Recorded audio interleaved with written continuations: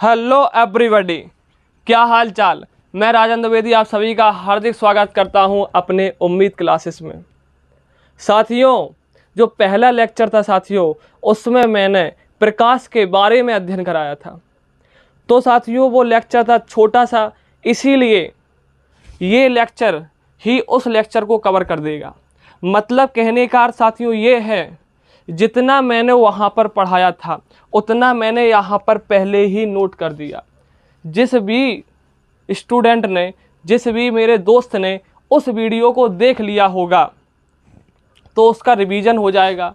और यदि कोई भी व्यक्ति यहीं पहले इसी वीडियो में आ गया होगा तो पीछे वाला वीडियो की देखने की कोई ज़रूरत नहीं है। साथियों, प्रकाश है क्या?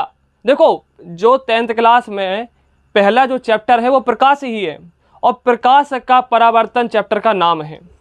और प्रकाश के परावर्तन से पहले हम लोग साथियों प्रकाश के बारे में अध्ययन कर लेते हैं। प्रकाश है क्या? प्रकाश एक प्रकार की ऊर्जा है। मैंने बहुत अच्छे से बताया है वहाँ पर ऊर्जा के बारे में कि प्रकाश ऊर्जा है क्यों।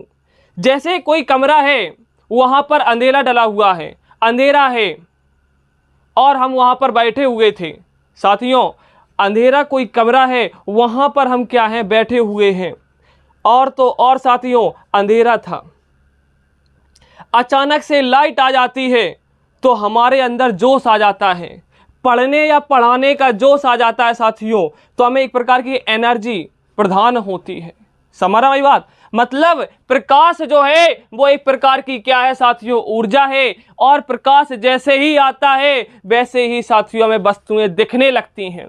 प्रकाश की सहायता से वस्तुओं को देख भी सकते हैं। और प्रकाश जो है वो एक प्रकार की ऊर्जा है। ऊष्मा तो एक प्रकार की ऊर्जा ही होती है साथियों।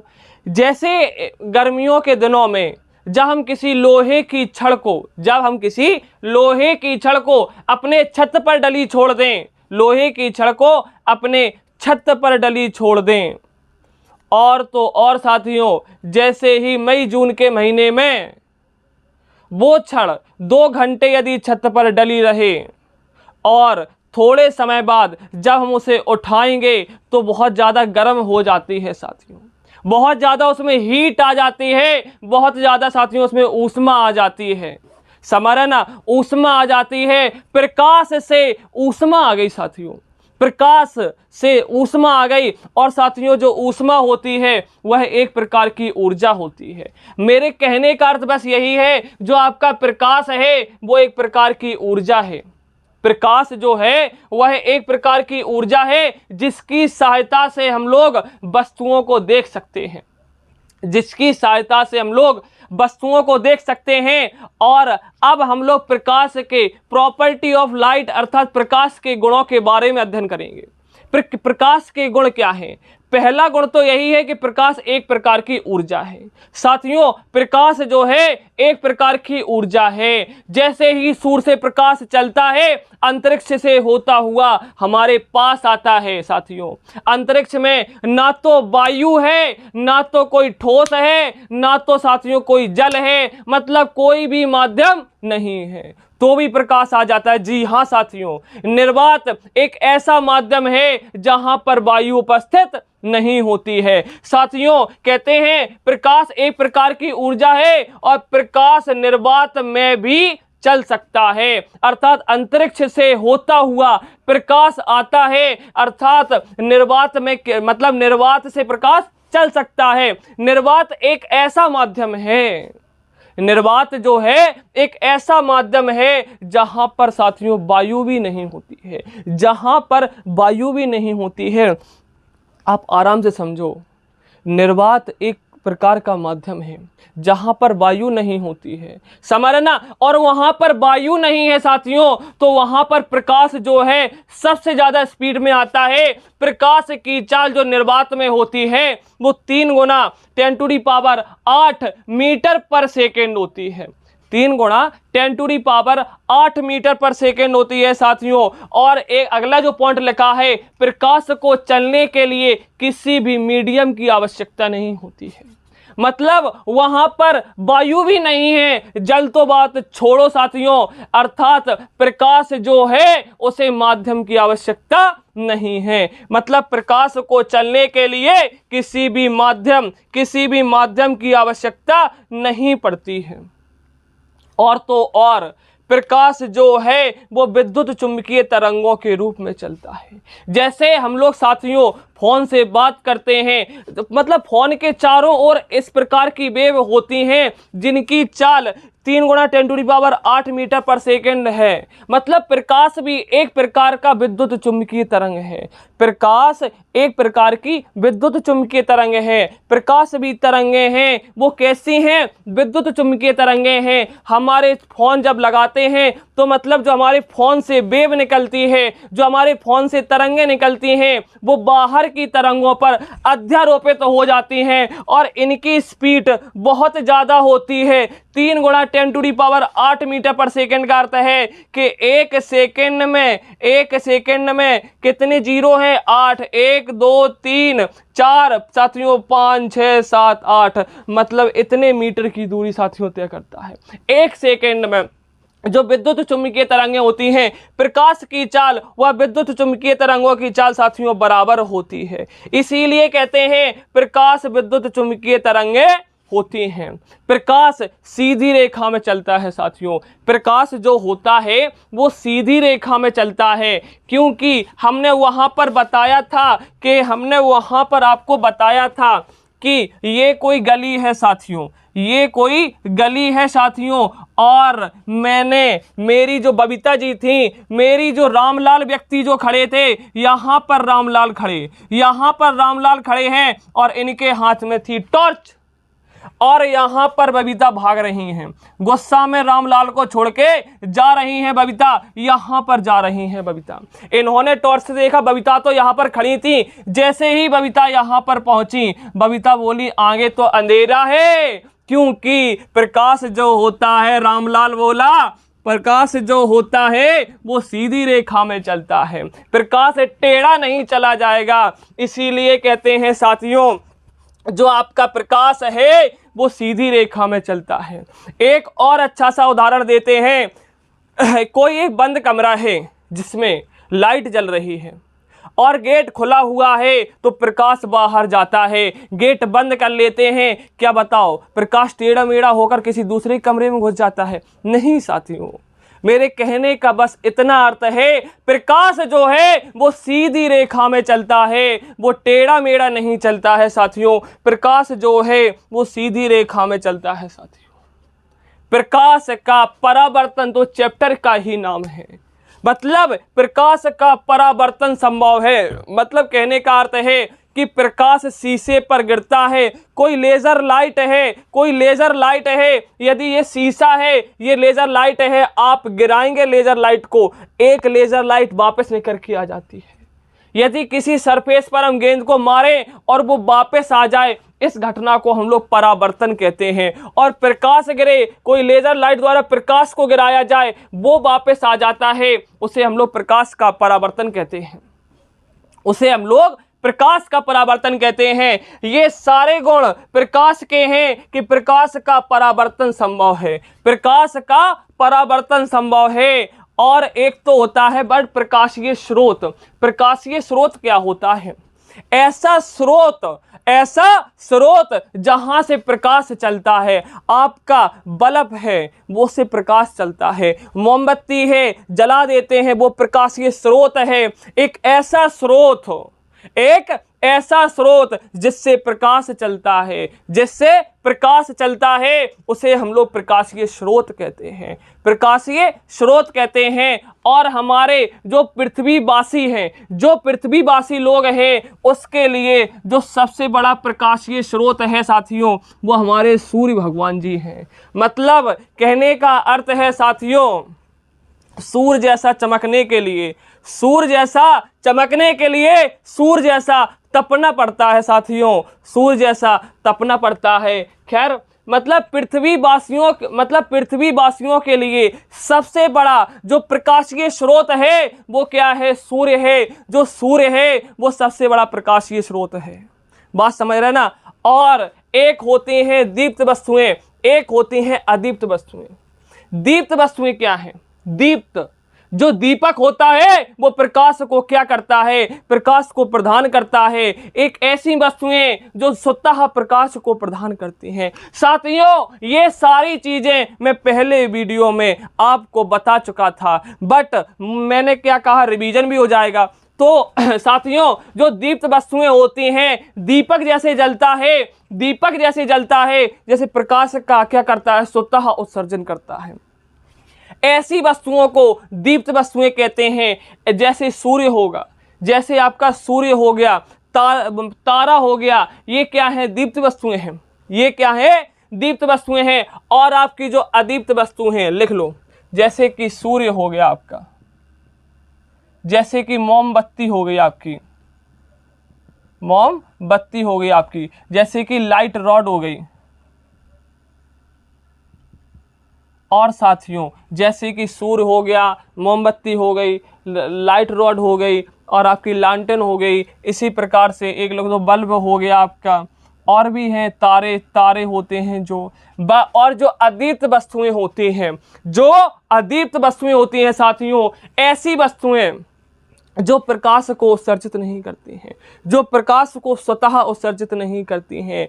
मतलब उन पर प्रकाश गिरेगा तभी वो हमको दिखाई देगी। जैसे पेन है, अंधेरे में रखा है, नहीं दिखता है, जैसे ही इस पर प्रकाश गिरता है, ये ऐसी वस्तु है, अदीप्त वस्तु है, मतलब प्रकाश का स्वतः उत्सर्जन नहीं करती है। इस पर प्रकाश गिरा तभी हमको दिखेगी। इसे कहते हैं साथियों अदीप्त वस्तुएं। ऐसी वस्तुएं जो स्वतः प्रकाश का उत्सर्जन नहीं करते हैं। आप लिख लो पेन। और साथियों एक चीज और बताना चाहता हूं, आप यदि हाई स्कूल की क्लास में हैं और मेरे वीडियो को आप विजिट कर रहे हैं, यदि आप देख रहे हैं, कृपया पेन और कॉपी का कभी रिश्ता मिटाया नहीं जाता। मतलब आप सिर्फ वीडियो ना देखें, वीडियो ना देखें, नोट भी करते चलें। आप देखना आपके स्कूल में क्या समझाया जा रहा है और मैं कैसा समझा रहा हूं, आप कोचिंग में कैसा पढ़ रहे हैं। अभी क्या है, अभी परावर्तन आएगा तब देखना कितना मजा आएगा। अदीप्त वस्तुएं कैसी होती हैं? ऐसी वस्तुएं जो प्रकाश का स्वतः उत्सर्जन नहीं करती हैं, उन्हें साथियों हम लोग अदीप्त वस्तुएं कहते हैं। उन्हें साथियों हम लोग अदीप्त वस्तुएं कहते हैं। आपका जैसे कि कॉपी ले लो, आप मुझे पेन और कॉपी का कभी रिश्ता मिटाया नहीं जा सकता है, इसीलिए ये हमें याद आ जाते हैं। आपकी मेज हो गया, आपकी कुर्सी हो गया, साथियों आप खुद बना सकते हैं। अब हमें जो पढ़ाना था वो यहाँ से पढ़ाना था, प्रकाश के किरण के बारे में। साथियों जितना ये लिख गया है इसे आप एक बार नोट कर लो, नोट कर लो, वीडियो को रोक कर नोट कर लो। साथियों अब हम जो पढ़ाएंगे कि प्रकाश के किरण के बारे में, प्रकाश के किरण के बारे में बताएंगे कि जो प्रकाश है वो क्या है, सीधी रेखा में चलता है। और कोई बल्ब है, कोई बल्ब है, उसके चारों ओर प्रकाश निकलता है, किरणों के रूप में निकलता है। और एक सरल रेखा पर चलने वाले प्रकाश को किरण कहते हैं। एक सरल रेखा पर चलने वाले प्रकाश को साथियों हम लोग किरण कहते हैं। एक सरल रेखा के अनुदिश चलने वाले प्रकाश को हम लोग किरण कहते हैं। बस मिटा ले थोड़ा सा, एक आप याद कर लो, एक सरल रेखा के पथ पर चलने वाले प्रकाश को हम लोग किरण कहते हैं, किरण कहते हैं। साथियों प्रकाश जो है वो विद्युत चुम्बकीय तरंगों के रूप में चलता है। प्रकाश जो है वो विद्युत चुम्बकीय तरंगों के रूप में चलता है साथियों। और जो प्रकाश की चाल होती है वो 3 गुणा 10⁸ मीटर पर सेकेंड होती है। प्रकाश एक प्रकार की ऊर्जा है साथियों। प्रकाश का परावर्तन संभव है, प्रकाश का परावर्तन संभव है। सारी चीजें याद करा देंगे, सारी चीजें याद करा देंगे साथियों। प्रकाश का परावर्तन संभव है। क्या है? प्रकाश का आपके परावर्तन संभव है। प्रकाश विद्युत चुम्बकीय तरंगे हैं। प्रकाश की निर्वात में चाल सबसे अधिक होती है। प्रकाश को चलने के लिए किसी भी माध्यम की आवश्यकता नहीं होती है। इतना आया, मजा आया? अच्छा प्रकाश मतलब मैं बता रहा था कि एक रेखा के अंदर से चलने वाले प्रकाश को हम लोग किरण कहते हैं। एक सरल रेखा के अंदर से चलने वाले प्रकाश को हम लोग किरण कहते हैं। जैसे ये कोई आपका बल्ब है, ये कोई आपका बल्ब है और यहाँ से कई प्रकाश की किरणें निकलती हैं। अच्छा, एक सरल रेखा के अंदर से चलने वाले प्रकाश को हम लोग किरण कहते हैं। एक सरल रेखा के अंदर से चलने वाले प्रकाश को हम लोग ऐसे ही हम लोग साथियों किरण कहेंगे, इसे ही हम लोग साथियों किरण कहेंगे। और साथियों इतना नोट करके अगली हेडिंग डालो, अगली हेडिंग डालो, किरण पुंज या पुंज। अगली जो हेडिंग है वो है किरण पुंज, पुंज या पुंज, किरण पुंज या पुंज। अच्छा, पुंज क्या होता है? कई किरणों के समूह को हम लोग साथियों पुंज कहते हैं। लिखो, कई किरणों के समूह को, कई किरणों के समूह को मैं लिख रहा हूं, आप भी लिखिए। कई किरणों के समूह को हम लोग साथियों पुंज कहते हैं, पुंज, पुंज कहते हैं। कई किरणों के समूह को साथियों हम लोग पुंज कहते हैं। और जो पुंज होता है वो 3 प्रकार का होता है साथियों। आपका जो पुंज होता है, एक तो होता है साथियों आपका समांतर पुंज, एक तो होता है आपका साथियों समांतर पुंज, और एक आपका जो होता है साथियों आपका एक होता है अपसारी पुंज, अपसारी पुंज। और एक होता है, अभी फील आएगा, अभी साथियों फील आएगा, एक होता है आपका अभिसारी पुंज। क्या होता है? अभिसारी पुंज। एक होगा आपका अभिसारी पुंज, एक होगा आपका समांतर पुंज। अब पुंज का अर्थ क्या होता है? कई किरणों के समूह को हम लोग पुंज कहते हैं। और जो समांतर पुंज का अर्थ क्या है, देखो यहीं पर बना दे रहे हैं। समांतर पुंज का अर्थ क्या है? मतलब समांतर किरणें हैं, ये जो किरणें हैं वो समांतर हो। और पुंज का अर्थ क्या है? कई किरणों के समूह को हम लोग पुंज कहते हैं, ऐसे ही समांतर पुंज कहते हैं। अच्छा, ये कहाँ से प्राप्त होता है? जब सूर्य से प्रकाश चलता है तो समांतर रेखाएं आती हैं, जो किरणें आती हैं वो समांतर आती हैं। तो सूर्य से हमें क्या प्राप्त होता है? समांतर पुंज प्राप्त होता है। जब हम कहेंगे कोई वस्तु अनंत पर रखी है, कोई वस्तु अनंत पर रखी है, तो हम कहेंगे वहां से जो प्रकाश आ रहा है वो समांतर आ रहा है, वो पैरेलल लाइट आ रही है। इसे ही कहेंगे साथियों हम लोग समांतर पुंज।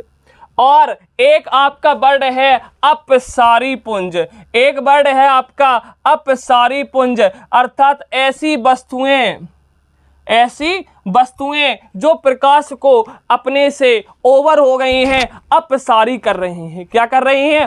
अपसारी कर रही हैं। मतलब ऐसी वस्तुएं जो प्रकाश को क्या करती हैं? फैलाती हैं, जो प्रकाश को कहती हैं तुम जाओ हमरे पास से जाओ राव, हमरे पास से जाओ रामलाल, हमरे पास से जाओ।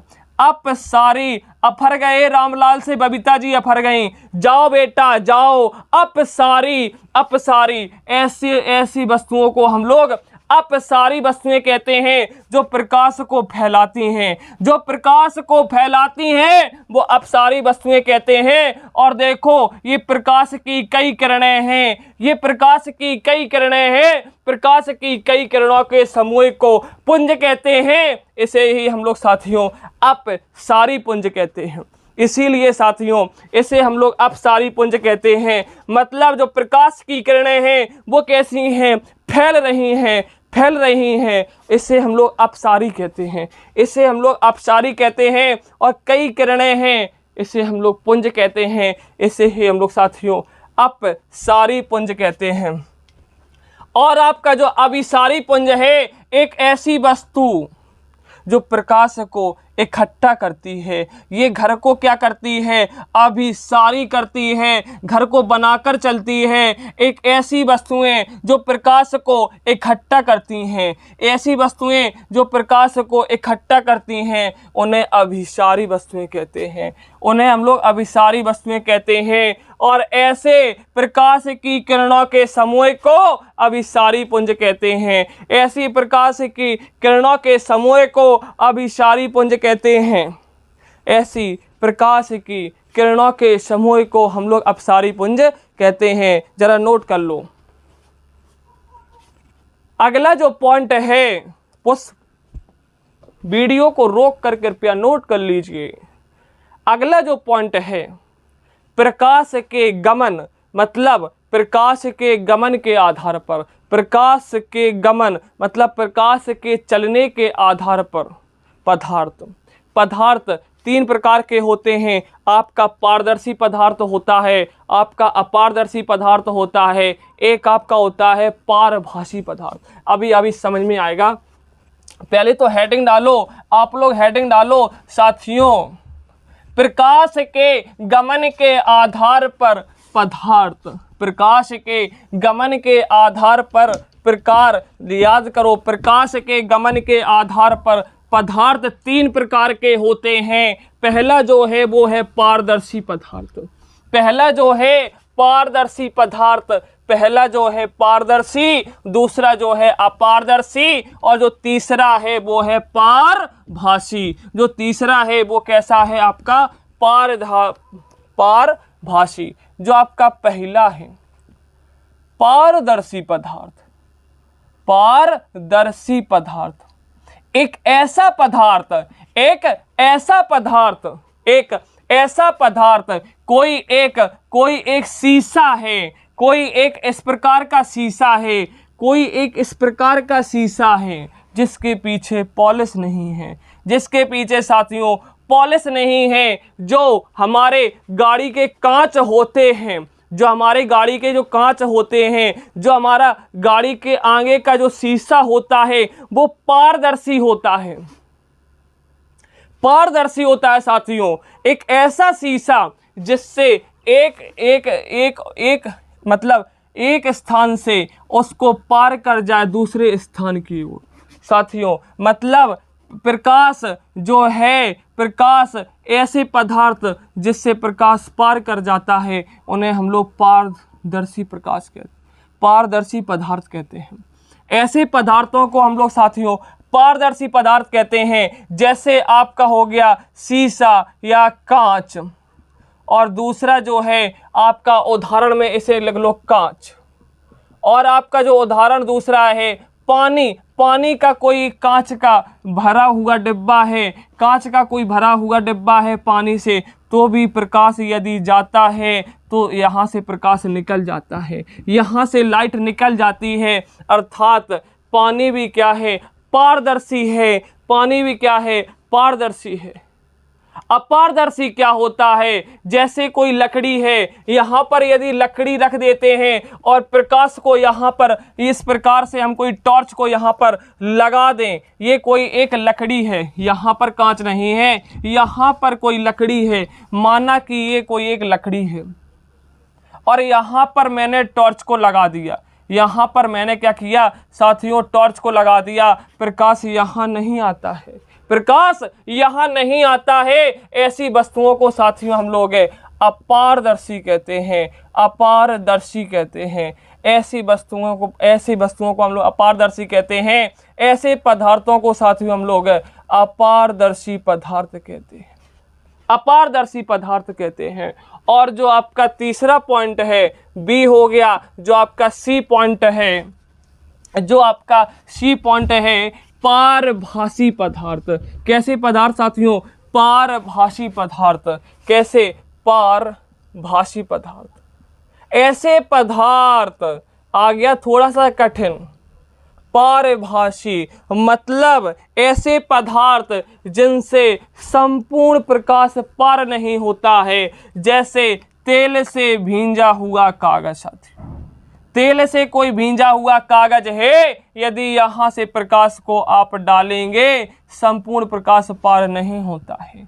ऐसे पदार्थों को हम लोग पारभासी पदार्थ कहते हैं। ये आपके यूपी बोर्ड में पूछ लिया गया था। पारभासी पदार्थ का उदाहरण लिखिए।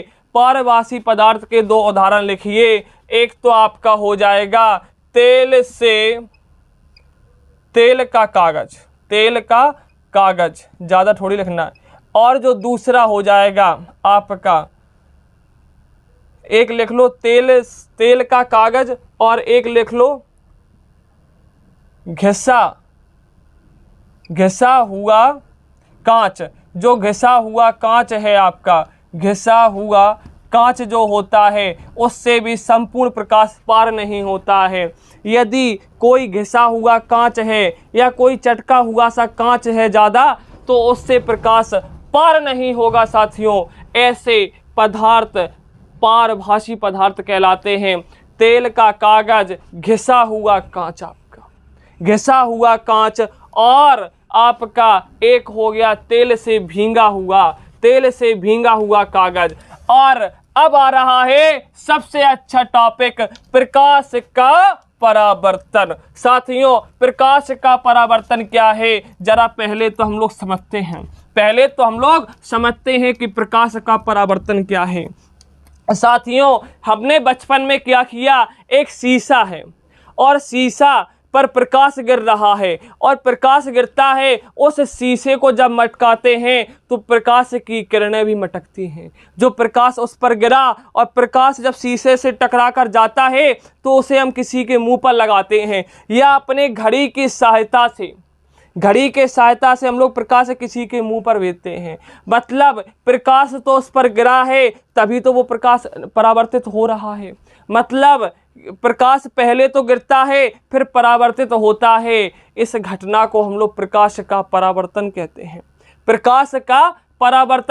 हैं। और साथियों, जिस प्रकार से कोई थाली है और उस पर क्या प्रकाश गिरता है और चमक लौट आती है, इस घटना को भी प्रकाश का परावर्तन कहते हैं। प्रकाश का परावर्तन क्या है साथियों, जरा लिखते हैं। प्रकाश का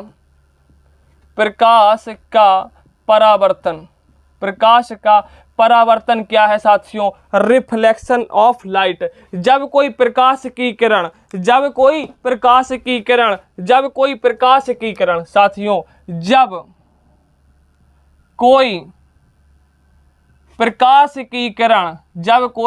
प्रकाश की किरण किसी, मतलब प्रकाश की किरण, देखो प्रकाश तो कई किरणों के रूप में चलता है, प्रकाश से तो कई किरणें निकलती हैं, बट एक किरण के बारे में हम लोग अध्ययन करते हैं।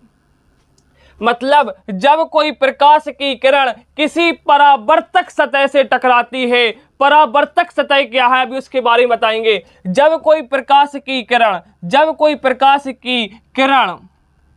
किसी परावर्तक सतह से टकराती है, परावर्तक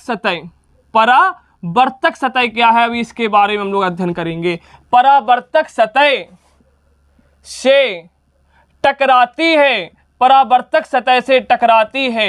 और टकराने के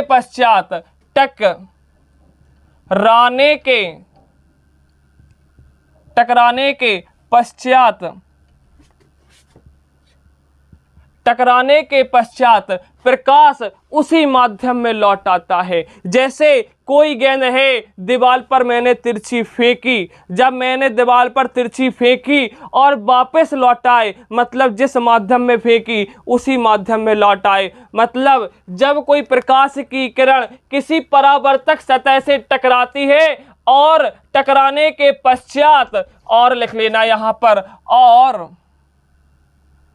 टकराने के पश्चात उसी माध्यम में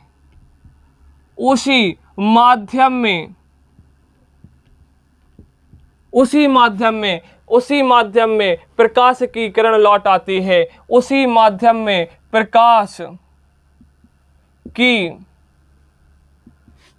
किरण वापस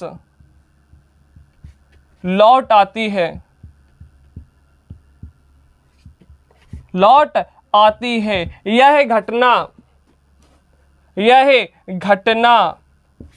प्रकाश का परावर्तन कहलाती है। प्रकाश का परावर्तन कहलाती है। जब कोई प्रकाश की किरण किसी परावर्तक सतह से टकराने के पश्चात उसी माध्यम में प्रकाश की किरण वापस लौट आती है, इस घटना को प्रकाश का परावर्तन कहते हैं साथियों। अब एक वर्ड आया परावर्तक सतह क्या है साथियों। जैसे ही शीशा पर गिरा प्रकाश और वापस लौट आया, जिस प्रकार से परावर्तक सतह एक ऐसी सतह होती है साथियों, जिस प्रकार से शीशा होता है उसके एक तरफ तो पॉलिश होती है और दूसरी सतह कैसी होती है, चिकनी होती है। एक सतह तो पॉलिशदार होती है, दूसरी सतह चिकनी होती है, तभी परावर्तन संभव है। परावर्तन किसी पारदर्शी पदार्थ से नहीं होगा। पारदर्शी पदार्थ से नहीं होगा। जैसे ही प्रकाश की किरण आएगी वापस उसी माध्यम से निकल जाएगी, ये रोक नहीं पाएगा। अपारदर्शी सतह से ही परावर्तन संभव है। अच्छा, परावर्तक सतह कैसी होती है? ऐसी सतह जिसका एक सरफेस, जिसकी एक सतह तो चिकनी होती है और दूसरी सतह आपकी पॉलिशदार होती है। दूसरी सतह जो होती है पॉलिशदार होती है। एक सतह चिकनी होती है, वह दूसरी सतह पॉलिशदार होती है। उसे हम लोग परावर्तक सतह कहते हैं। साथियों परावर्तक सतह कहते हैं। इसे नोट कर लो जल्दी से। चलिए अब देखते हैं हम लोग कि अभी परावर्तन कैसे हो रहा है। एक सेकेंड रुको, अभी हम बता रहे कि देखना, मैंने कहा यहाँ पर एक कोई ये शीशा रखा हुआ है या कोई एक परावर्तक सतह है, यहाँ पर कोई एक परावर्तक सतह है। ये कोई ऐसी सतह जिसके एक तरफ तो पॉलिश होती है व दूसरी सतह चिकनी होती है, उसे साथियों हम लोग परावर्तक सतह कहते हैं। अच्छा, दर्पण को ही हम लोग शीशा कहते हैं। शीशा ही एक प्रकार का मिरर है, अर्थात जो आपका परावर्तक सतह है एक ऐसी सतह जिसके एक तरफ तो पॉलिश कर दी, दूसरी सतह चिकनी है, उसे ही हम लोग परावर्तक सतह कहते हैं। जैसे शीशा आपका होता है, और जैसे ही साथियों मैंने शीशा है माना कि ये कोई एक शीशा है, और मैंने क्या कहा, यहाँ से लेज़र लाइट को लगाया। जैसे ही इस सरफेस पर, इस शीशे पर हम लोग लेज़र लाइट को ऐसा डालेंगे तो उसी सरफेस, उस कांच से टकराकर एक लेज़र लाइट निकल आती है। इस घटना को ही हम लोग परावर्तन कहते हैं। जैसे ये कोई एक सरफेस है, ये कोई शीशा है जिस पर प्रकाश की किरण गिर रही है, एक प्रकाश की किरण गिर रही है, और गिरने के पश्चात शीशा पर जैसे ही तिरछी मैंने लेज़र लाइट को लगाया, ये प्रकाश की किरण जो निकली, जो लेज़र लाइट से किरण निकली, वो परावर्तक सतह से टकराती है और टकराने के पश्चात उसी माध्यम में वापस लौट जाती है। इस घटना को ही साथियों हम लोग परावर्तन कहते हैं। जो घटना घटित हुई, इस घटना को ही साथियों हम लोग परावर्तन कहते हैं। जो किरण आती है उसे साथियों हम लोग कहते हैं आजा, कहते हैं आपतित किरण, उसे ही साथियों हम लोग कहते हैं आपतित किरण, आपतित किरण एक ऐसी किरण जो परावर्तक सतह पर टकराती है, उसे साथियों हम लोग आपतित किरण कहते हैं। जो परावर्तन के पश्चात लौट जाती है उसे साथियों हम लोग परावर्तित किरण कहते हैं। जो आपतित होती है उसे आपतित किरण कहते हैं। जो परावर्तित हो जाती है उसे परावर्तित किरण कहते हैं। साथियों, जो आपतित होती है, जो सरफेस है, जो आपका परावर्तक सतह है, उसके जिस बिंदु पर आपतित होती है, आपतित किरण जिस बिंदु पर आपतित होती है, आपतित किरण जिस बिंदु पर आपतित होती है, उसे साथियों हम लोग आपतन बिंदु कहते हैं। उसे साथियों हम लोग आपतन बिंदु कहते हैं। उसे साथियों हम लोग आपतन बिंदु कहते हैं। एक ऐसा बिंदु जिस पर आपतित किरण आती है, उसे आपतन बिंदु कहते हैं। साथियों, ये कोई आपका एक सरफेस है। इस सरफेस के प्रत्येक बिंदु पर खींची गई लंबवत रेखा अभिलंब का कार्य करती है। इस सरफेस पर खींची गई प्रत्येक रेखा अभिलंब का कार्य करती है। तो यहाँ पर एक हम लोग आपतन बिंदु पर अभिलंब डालते हैं। जो परावर्तक सतह है, जो आपतन बिंदु पर एक हम लोग डॉटेड लाइन खींच देते हैं, एक हम लोग डॉटेड लाइन खींच देते हैं जो कि एक अभिलंब का कार्य करती है, जो कि एक अभिलंब का कार्य करती है। इस लाइन को हम लोग कहते हैं अभिलंब।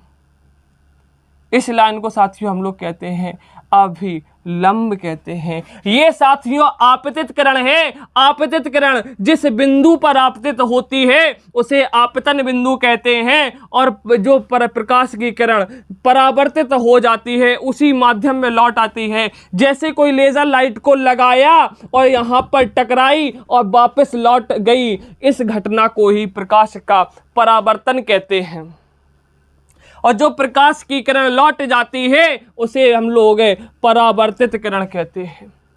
और साथियों, जो आपतित आपकी किरण है, जो आपकी आपतित किरण है और जो अभिलंब है, उसके बीच देखो एक कोई कोण बन रहा है।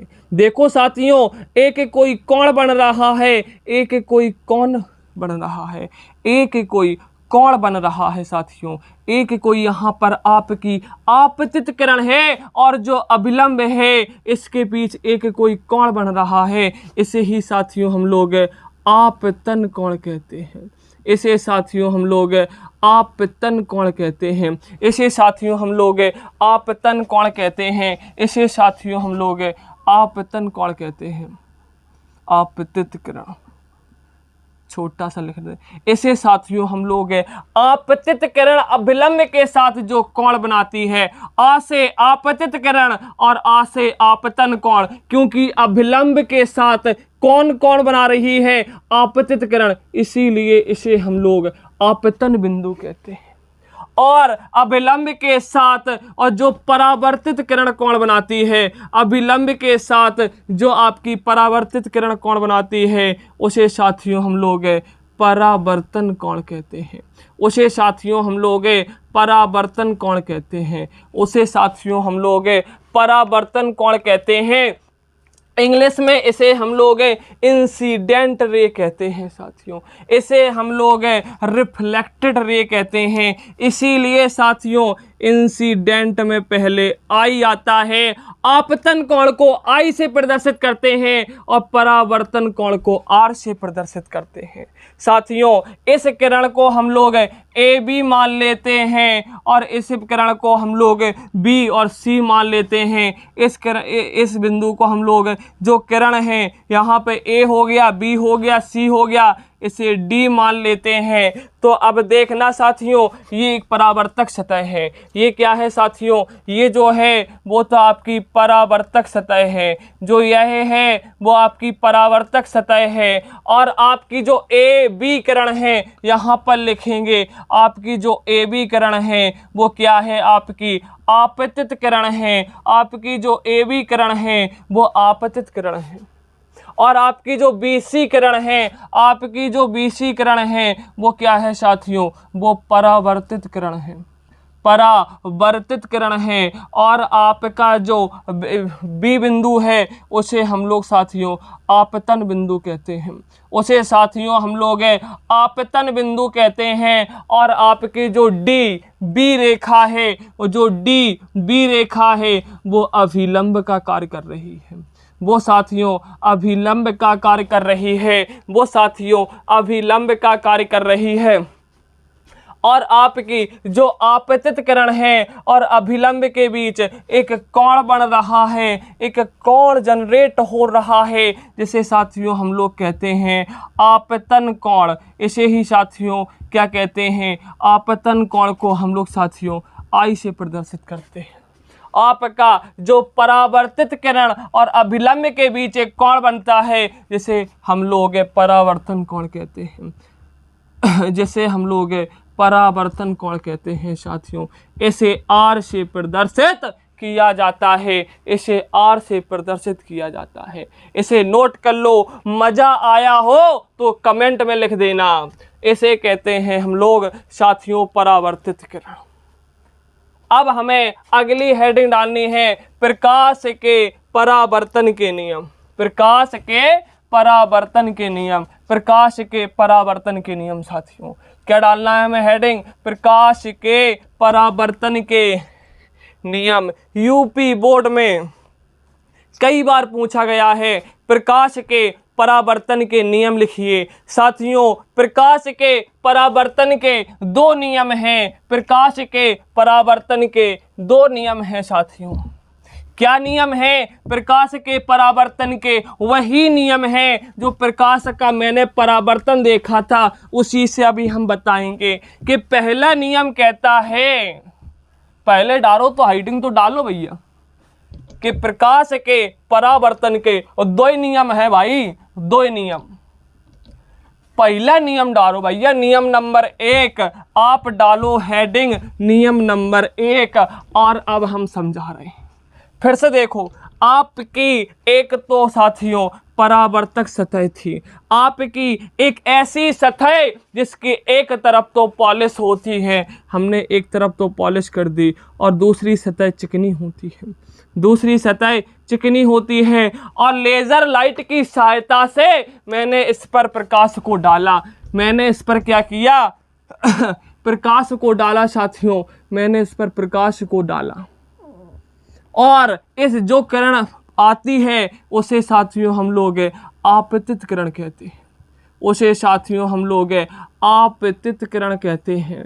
और परावर्तक सतह के जिस बिंदु पर आती है, जिस बिंदु पर आती है उसे आपतन बिंदु कहते हैं, उसे आपतन बिंदु कहते हैं। इस सतह को हम लोग परावर्तक सतह कहते हैं, इस सतह को हम लोग परावर्तक सतह कहते हैं। और जैसे ही लेजर लाइट को गिराया भैया और ये क्या हो गई, परावर्तित हो जाती है, उस किरण को हम लोग परावर्तित किरण कहते हैं। इस किरण को हम लोग परावर्तित किरण कहते हैं, इस किरण को हम लोग परावर्तित किरण कहते हैं। और आपतन बिंदु पर एक डॉटेड लाइन खींच दी जाती है, एक डॉट डॉट डॉट करके लाइन खींच दी जाती है जो अभिलंब का कार्य करती है, जो साथियों अभिलंब का काम करती है, जो अभिलंब का काम करती है। इसे ही अभिलंब लिख दो अकेला, जो कि अभिलंब का कार्य करती है। आपतित किरण और अभिलंब के बीच बनने वाले कोण को आपतन कोण कहते हैं। आपतन कोण को आई से प्रदर्शित किया जाता है, आपके आपतन कोण को आई से प्रदर्शित किया जाता है। और जो परावर्तित किरण है और अभिलंब के बीच जो कोण बनता है उसे हम लोग परावर्तन कोण कहते हैं, उसे आर से प्रदर्शित किया जाता है। समझना, जहां पर आई जो है वो क्या है साथियों, आपका आपतन कोण है। क्या है, आपका आपतन कोण है। जो आपका आर है वह क्या है, परावर्तन कोण है। क्या है साथियों, परावर्तन कोण है। क्या है साथियों, परावर्तन कोण है। बताओ साथियों, जरा देखते हैं। जो पहला नियम कहता है ये कोई शीशा है, ये कोई शीशा है और इस पर एक लेज़र लाइट को गिराया जा रहा है। बोलो, यहाँ से लेज़र लाइट टकराई और इस प्रकार से लौट गई कि नहीं? यहाँ से लेज़र लाइट टकराई और इस प्रकार से लौट गई। देखो ये टकराई, ये सरफेस इस प्रकार का है, इस प्रकार का कोई शीशा रखा हुआ है, इस प्रकार से कोई लेज़र लाइट आई और इस प्रकार से चली गई। इस प्रकार से कोई लेज़र लाइट इस पर गिरती है और इस कांच से इस प्रकार से लौट जाती है। तो पहला नियम कहता है आपकी जो आपतित किरण है और परावर्तित किरण है साथियों, और इस बिंदु पर, जिस बिंदु पर प्रकाश की किरण गिरती है उसे आपतन बिंदु कहते हैं। आपतन बिंदु पर डाला गया अभिलंब, और ये जिस शीशा में ये कार्यक्रम चल रहा है, जिस शीशा में ये प्रोग्राम चल रहा है, जिस शीशा में लेज़र लाइट को गिराया जा रहा है, उस शीशे को हम लोग तल कहते हैं। उसी को हम लोग साथियों तल कहते हैं। नियम नंबर 1 डाल लेते हैं कि नियम नंबर 1 क्या कहता है। नियम नंबर पहला क्या कहता है? नियम नंबर पहला क्या कहता है? आपकी जो आपतित किरण है और जो आपकी परावर्तित किरण है, आपकी जो आपतित किरण है, आपकी जो परावर्तित किरण है और आपका जो आपतन बिंदु है, जो आपका आपतन बिंदु है, उस पर डाला गया अभिलंब, तीनों एक ही प्लेन अर्थात एक ही तल में होते हैं। क्या कहता है पहला नियम? जरा देखते हैं हम लोग साथियों। पहला नियम यही कहता है आपकी जो आपतित किरण है और परावर्तित किरण है और आपतन बिंदु पर डाला गया अभिलंब, तीनों एक ही तल में होते हैं। आपतित किरण, आपतित किरण, आपतित किरण कौमा परावर्तित किरण, आपतित किरण कौमा परावर्तित किरण तथा आपतन बिंदु पर, तथा आपतन बिंदु पर, आपतन बिंदु पर डाला गया अभिलंब, डाला गया अभिलंब, अभिलंब तीनों एक ही तल में होते हैं, तल में होते हैं। देखो आराम से देखो, ये नियम जरूर बहुत इंपॉर्टेंट है। आपकी जो आपतित किरण है, आपकी जो परावर्तित किरण है, आपका जो आपतन बिंदु है, आपतन बिंदु पर डाला गया अभिलंब, आपतन बिंदु पर डाला गया अभिलंब, तीनों एक ही तल में होते हैं साथियों। आपकी जो आपतित किरण है, ये कोई शीशा है, इस पर लेजर लाइट गिराई जा रही है, ये वाली, ये लेजर लाइट को गिराया जा रहा है। आपकी जो आपतित किरण है, आपकी जो परावर्तित किरण है, और जिस बिंदु पर आपतित किरण गिरती है, जिस बिंदु पर आपतित किरण गिरती है, उसे हम लोग आपतन बिंदु कहते हैं। आपतन बिंदु पर डाला गया, आपतन बिंदु पर डाली गई सीधी रेखा अभिलंब है, तीनों एक ही तल में होते हैं। आपकी जो आपतित किरण है, आपकी जो परावर्तित किरण है तथा आपतन बिंदु पर डाला गया अभिलंब, तीनों एक ही तल में होते हैं। जो कोई कहता है, जो कोई व्यक्ति, जो कोई टीचर आपसे कहता है कि ये इस प्लेन में है, गलत है। ये बोर्ड के प्लेन में नहीं होता है, जिस सतह पर होता है उसके प्लेन में होती है। लेज़र लाइट को आप लगाएंगे और इससे परावर्तित होकर निकल जाएगी। ये वाला तल काम में आता है, ये वाला तल जो शीशा है ना, वो वाला तल। मतलब आपकी आपतित किरण, परावर्तित किरण तथा आपतन बिंदु पर डाला गया अभिलंब, तीनों एक ही तल में होते हैं। नियम नंबर 1 खत्म। हाँ साथियों, और आपका नियम नंबर 2 क्या कहता है, जरा फील करते हैं। नियम नंबर आपका 2 जो है वो कहता है आपका जो आपतन कोण है, आपका जो आपतन कोण है वो होता है परावर्तन कोण के बराबर। आपका जो आपतन कोण, अभी समझाएंगे कैसे। आपतन कोण परावर्तन, परावर्तन कोण के, परावर्तन कोण के बराबर होता है।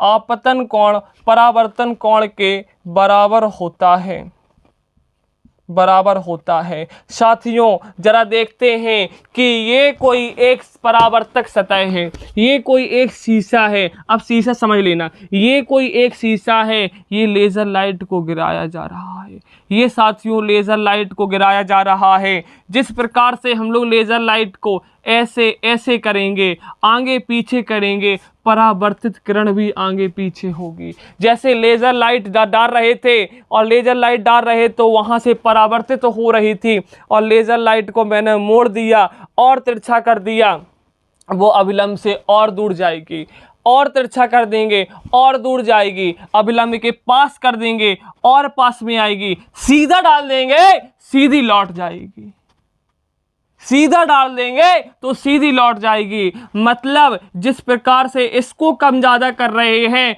उसी प्रकार से आपका परावर्तन कोण कम ज्यादा हो रहा है। आपका जो आपतन कोण होता है परावर्तन कोण के बराबर होता है साथियों। आपका जो आपतन कोण होता है परावर्तन कोण के बराबर होता है। आप देखना, एक कोई प्रकाश की किरण है जो परावर्तक सतह से 30 डिग्री का कोण बनाती है, जो एक कोई आपकी प्रकाश की किरण है जो कि परावर्तक सतह से 30 डिग्री का कोण बनाती है, 30 डिग्री का कोण बनाती है परावर्तक सतह से, उसका परावर्तन कोण ज्ञात कीजिए। जल्दी से वीडियो को रोकिए और आंसर को लिख लीजिए। मैं आंसर बताने जा रहा हूं। मैंने कहा है जब कोई प्रकाश की किरण परावर्तक सतह, एक ऐसी सतह जिससे प्रकाश परावर्तित होती है, उससे 30 डिग्री का कोण बनाती है, ये बना रहा है परावर्तक सतह से जो प्रकाश आ रही है उसे कहते हैं हम लोग परावर्तक सतह से ये कोण। अब हमें ये वाला तो एंगल पता नहीं है, तो ये वाला एंगल क्या करेंगे, ये इस पर क्या है, अभिलंब है, ये पूरा कितना है 90 है, ये कितना हो गया 30 में कितना जोड़ दे कि 90 बन जाए 60 डिग्री। तो इससे तो हमें कुछ मतलब नहीं, परावर्तन कोण ज्ञात करना था, परावर्तन कोण वही होगा जो आपतन कोण के होगा 60 डिग्री। बोलो मजा आया? मजा आया साथियों? एक अगला और नोट करिए क्वेश्चन, कोई प्रकाश की किरण है, कोई प्रकाश की किरण है जो परावर्तक सतह के अभिलंबवत गिर रही है। आपकी कोई प्रकाश की किरण है जो कि परावर्तक सतह के अभिलंबवत गिर रही है। कैसी गिर रही है? अभिलंबवत गिर रही है साथियों। ये कोई एक परावर्तक सतह है, ये कोई एक साथियों परावर्तक सतह है और इसके अभिलंबवत गिर रही है। आप जल्दी से बताइए इसका आंसर क्या होगा साथियों, इसका आंसर क्या होगा? ज़रा जल्दी से बताइए इसका आंसर क्या होगा, इसका आंसर क्या होगा?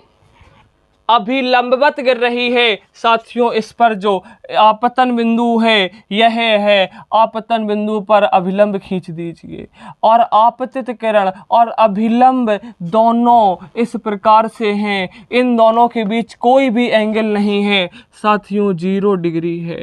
जो आपकी परावर्तित किरण जाएगी, जो आपकी परावर्तित किरण जाएगी वो भी कितने अंश का कोण बनाएगी साथियों? 0 डिग्री का कोण बनाएगी।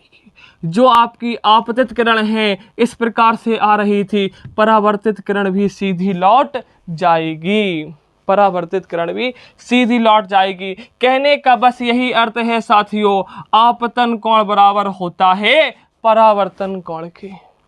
आपतन कोण जो होता है वो बराबर होता है परावर्तन कोण के साथियों। अगला एक हेडिंग डाल लो, हमें लगता है अब यूपी बोर्ड में रहा नहीं है वो कि विचलन कोण क्या है साथियों। विचलन कोण के बारे में जरा हम लोग समझते हैं और इसी के साथ हम करेंगे वीडियो का अंत।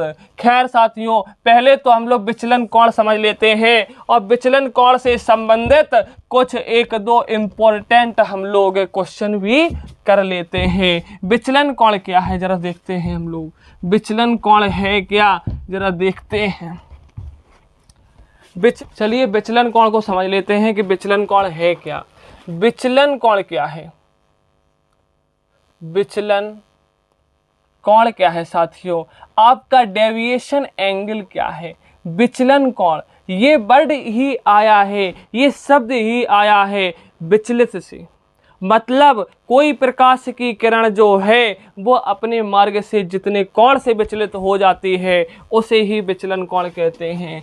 कोई भी प्रकाश की किरण, जब कोई प्रकाश की किरण, जब कोई प्रकाश की किरण, जब कोई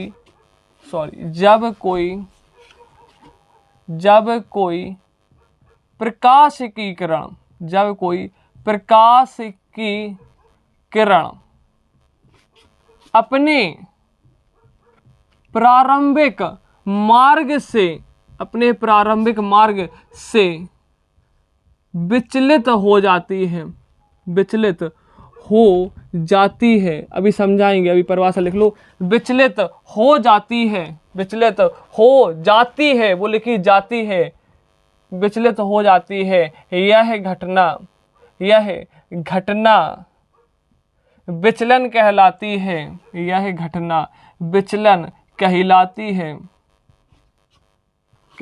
है। और जितने कोण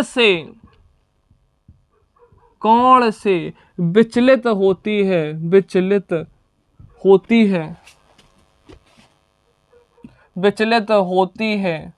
उसे हम लोग विचलन कोण कहते हैं, उसे हम लोग विचलन कोण कहते हैं, उसे ही हम लोग विचलन कोण कहते हैं। जरा सुनते हैं, कहा कि ये कोई एक प्रकाश की किरण है जो कि परावर्तक, ये कोई एक परावर्तक सतह है, एक ऐसा सतह है, अब तो याद आ रहा है, जिसकी एक ओर तो पॉलिश होती है, वह दूसरी सतह चिकनी होती है, उसे हम लोग परावर्तक सतह कहते हैं। एक कोई परावर्तक सतह है जिस पर कोई एक आपतित हो रही है प्रकाश की किरण। इस जो प्रकाश की किरण जो गिराई जाती है, जो लेजर लाइट से प्रकाश की किरण जा रही थी और परावर्तक सतह के जिस बिंदु पर गिरी उसे आपतन बिंदु कहते हैं। जो किरण आई उसे आपतित किरण कहते हैं, आपतित किरण कहते हैं। कहता है जो मतलब आपतित होती है उसे हम लोग आपतित किरण कहते हैं। और साथियों, जैसे ही परावर्तक सतह से टकराती है और इस प्रकार से लौट जाती है, यह घटना ही परावर्तन कहलाती है। आपतित किरण को जाना कैसे चाहिए था? इस प्रकार से जाना। वो लेजर लाइट जा कैसी रही थी? इस प्रकार से जा रही थी साथियों, इस प्रकार से जा रही थी और ये अपने मार्ग से क्या हो गई साथियों? विचलित हो गई। जितने कोण से हो गई साथियों उसे डेल कहते हैं। इसे ही साथियों हम लोग कहते हैं विचलन कोण। आया समझ में? मतलब इसका जो प्रारंभिक रास्ता था वो ये था और प्रारंभिक रास्ते से जितने कोण से विचलित हो जाती है उसे हम लोग विचलन कोण कहते हैं। जितने कोण से विचलित हो जाती है उसे विचलन कोण कहते हैं। मतलब ये कोई दो रेखाएं हैं, इनके बीच एंगल कितना होता है साथियों? 180 अंश का होता है। कहने का अर्थ क्या है? ये जो रेखा है पूरी, इनके बीच का जो एंगल है वो टोटल एंगल कितना है साथियों? 180 अंश है। आपतन बिंदु जो होता है उस पर खींचा गया एक लंब अभिलंब कहलाता है। इस पर खींची गई रेखा अभिलंब कहलाती है। जितना कोण साथियों आपतित किरण अभिलंब के साथ, मतलब आपतित किरण जो है अभिलंब के साथ जितना कोण बनाती है, मैंने कहा थीटा कोण बनाती है, उतना ही कोण से परावर्तित किरण परावर्तित हो जाती है। अभिलंब से हमने कहा थीटा ही कोण। जितना कोण जे होता है उतने ही कोण से परावर्तित हो जाती है। पूरा जो कोण है साथियों, पूरा जो रेखा इस प्रकार से है, पूरा जो कोण है वो तो 180 अंश का है साथियों, 180 अंश का है। और ये थीटा है, ये थीटा है। जितने कोण से विचलित हो गई है उसे साथियों हम लोग कहते हैं विचलन कोण। और हमें ज्ञात क्या करना है? विचलन कोण ही ज्ञात करना है। तीनों कोणों का योग कर दो, थीटा प्लस डेल बराबर 180 अंश। हमें डेल ही तो निकालना है। 2 थीटा प्लस डेल इज इक्वल टू 180 अंश। विचलन कोण आ गया है आपका। डेल बराबर विचलन कोण बराबर 180 अंश माइनस 2 थीटा। 180 अंश माइनस 2 थीटा। साथियों ये यूपी बोर्ड में हमें तो नहीं लगता है, बट ये बिहार के कोर्स में है, छत्तीसगढ़ के कोर्स में है। मतलब साथियों ये हर बोर्ड के लिए मैं पढ़ा रहा हूँ, आपके हर बोर्ड के लिए पढ़ा रहा हूँ। साथियों आज के लिए इतना ही। जय हिंद।